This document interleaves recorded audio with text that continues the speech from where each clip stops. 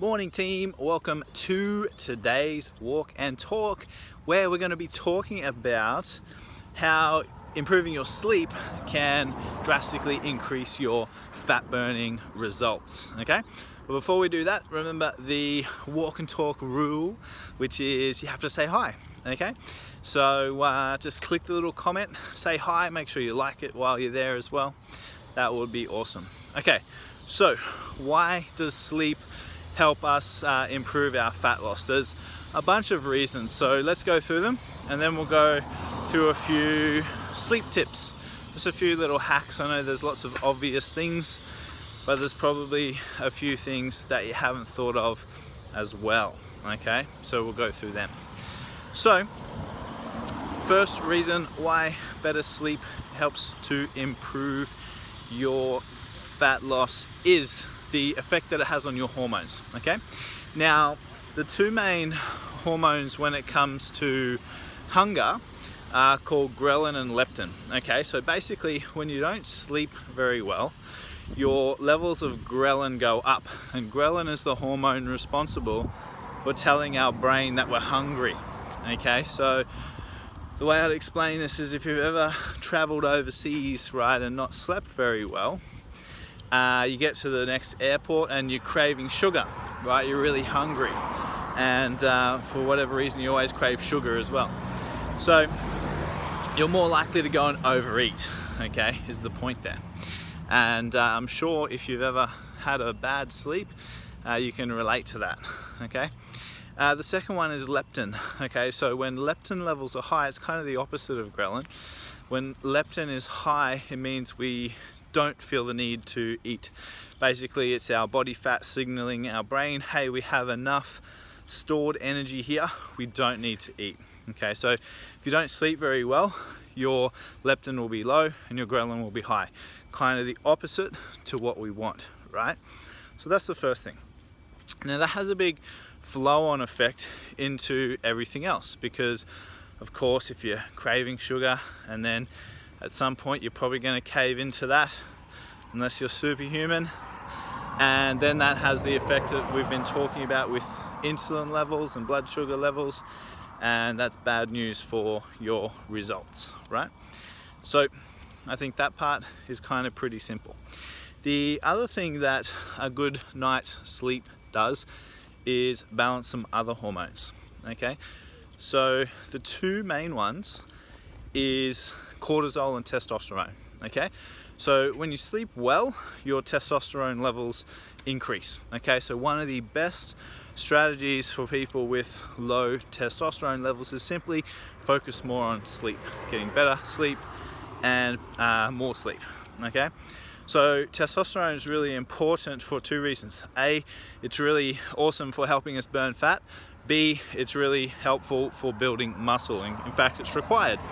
Men have more naturally than women. That's why men naturally have more muscle mass than women, okay? Because our testosterone levels are higher, among other things, okay?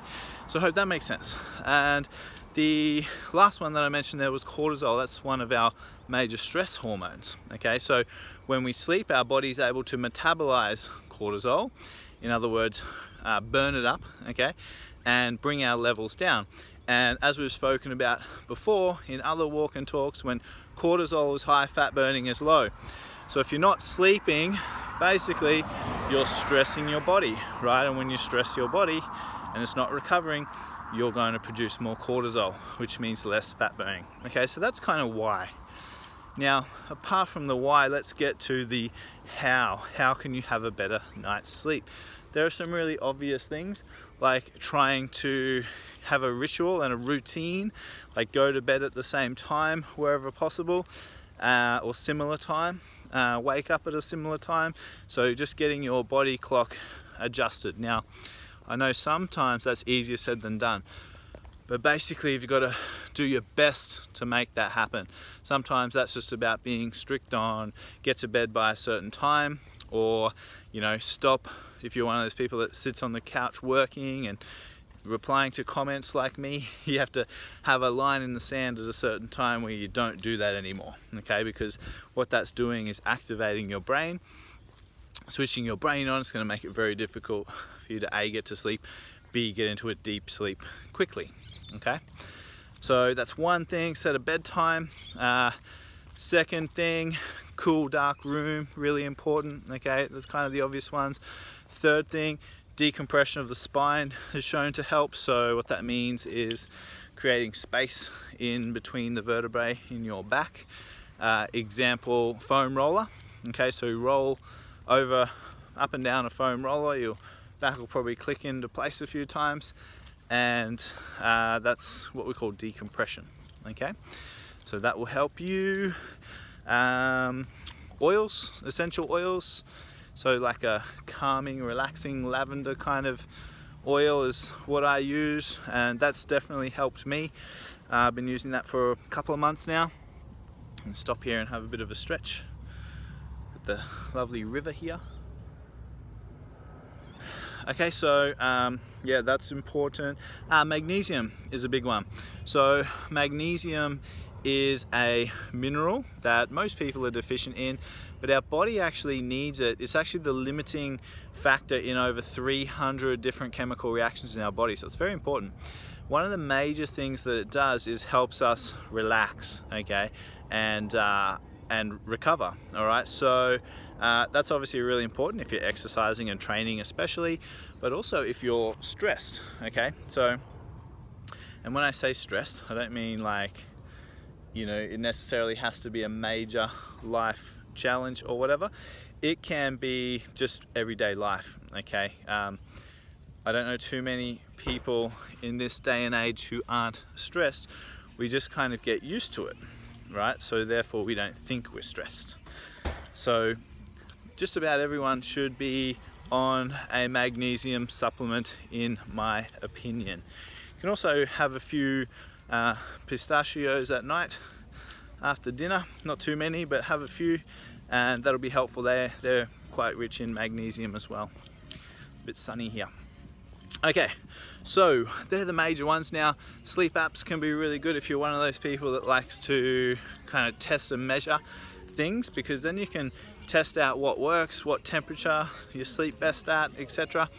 And you can get plenty of free apps. I'm using one at the moment called Sleep Cycle, and it gives you a score every night, basically. And it's quite cool. You know, they're not never going to be 100% accurate, but it just gives you a little bit of a idea on, you know, what you're doing, is that working, try a different routine, etc, etc.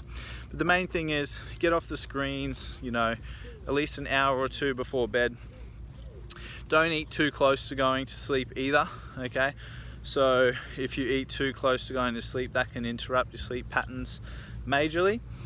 And yeah, avoid kind of anything too exciting, like watching scary movies and things like that. This is obviously not great either. Just trying to think if I've missed anything, but I think that's enough tips for you to work on. Question that always comes up: how much sleep should I have? Well, that's different for each individual, but you know, most people will need somewhere between 6 and 8 hours of actual sleep. Okay, so there's a difference between time in bed and sleep. So if you sit there for half an hour before you can get to sleep, obviously that's not sleeping, that's lying in your bed. All right, so understand that. And experiment, find what works for you. Okay, but the main thing, get into a ritual. Anyway, guys, I hope that helped to some degree. It is incredibly important. You cannot be healthy without good sleep, so make sure you prioritize it. And you know, you're playing the long game, not the short game. Okay, have fun, have a great day, and I'll talk to you soon. Bye bye.